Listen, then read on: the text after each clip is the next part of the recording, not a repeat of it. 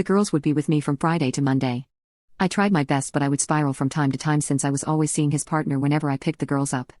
I was afraid that Gabby would start to see her as her mom, so I've done my best in therapy to move past this situation. But then the day of our wedding anniversary came. I tried my best to keep it together during work, but during my lunch break I went up to the roof and bawled my eyes out. That's how I met my husband Ben. He was there while I was crying and asked me what happened. Not only was it my wedding anniversary, it was also the day my ex decided to marry his affair partner. Ben listened to my concerns and stayed with me the whole day to make sure I was fine.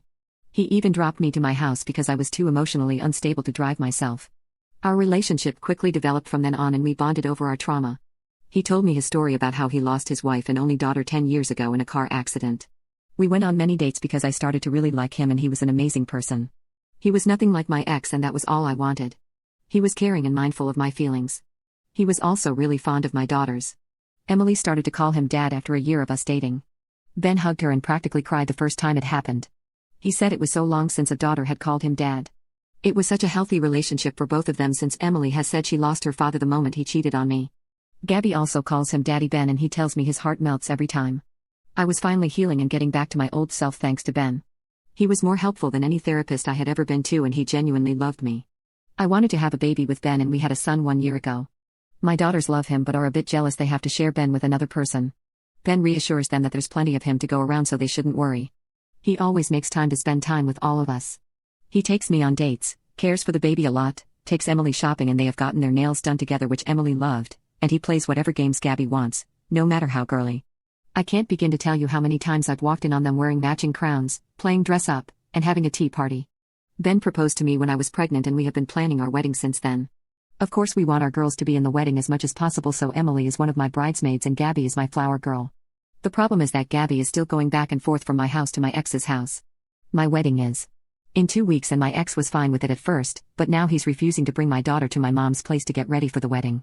I spoke to him many times about it, but he says that he only gets to see his daughter 3 times a week, and he is not willing to give up his days for some party. Thing is, his wedding was on one of my days, but I still let my girls go because I knew how important it was to him that they attend. He really does care for them. I tried to compromise with him by letting him take my days for a week so that she could be at the wedding.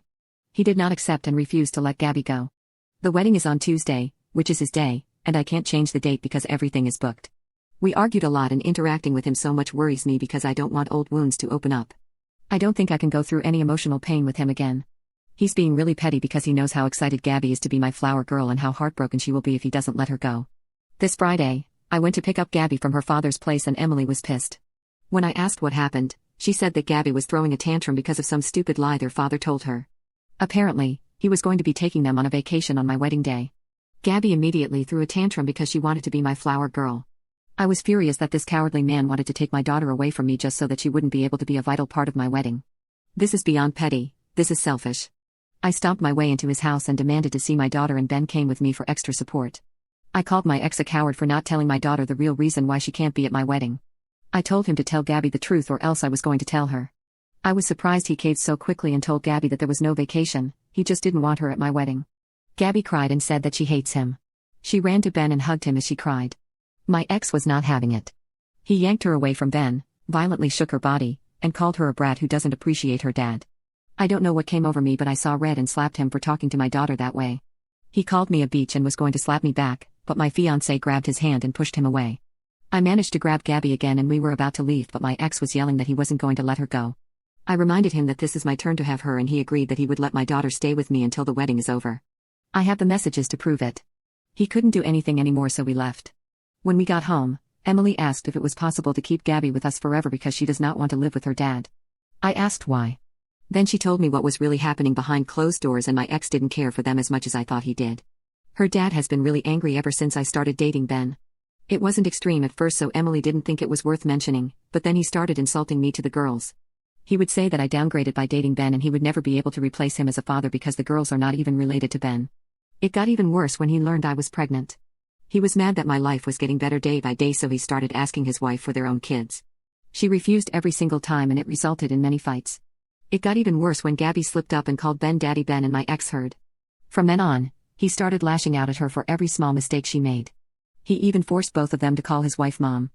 Emily refused, but Gabby was too scared to say no because she had been receiving all of the backlash from him and was scared that he would yell at her for not doing so. Emily doesn't have to go to her dad's house, but she said she goes either way because she has to protect Gabby from him. I was so sad that my girls were being put through this and I had no idea. I asked Emily why she didn't tell me and she responded by saying that she saw how happy I was with Ben, so she didn't want to burden me with anything revolving around my ex. She saw how I crumbled completely when we got divorced and didn't want to ruin that. I never wanted her to take the burden of it all though. While I am happy that she tried to protect her sister, I feel disappointed in myself that I was so busy with my new life that I neglected my daughter. Whenever they came home, they were smiling, so I took that as a sign that everything was okay. I told Emily that while I am proud of her for protecting Gabby, she should have told me because I am their mother and I will protect them from everything. I was going to let Gabby stay with my ex while I was on my honeymoon since he was crying about not being able to be with her on his days, but now I am rethinking that decision.